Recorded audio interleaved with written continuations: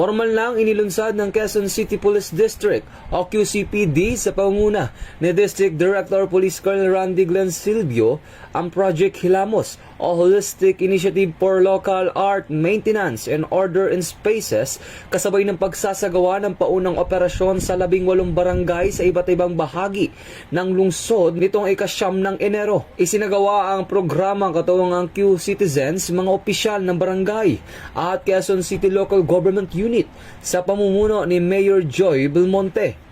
Layunin nitong panatiliin ang kaayusan at kalinisan sa mga pampublikong lugar, maiwasan ang vandalism, at isulong ang ligtas at walkable at child-friendly na kapaligiran.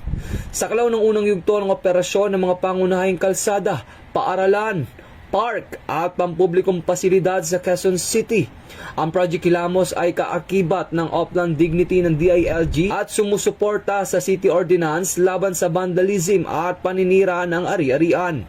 Hinikayat ni Police Colonel Silvio ang publiko na makiisa sa programa sa pamamagitan ng disiplina at aktibong pakikilahok upang gawing ligtas, maayos at kaaya-ayang lungsod. Ito ang bagong PNP para sa bagong Pilipinas, serbisyong mabilis, tapat at nararamdaman.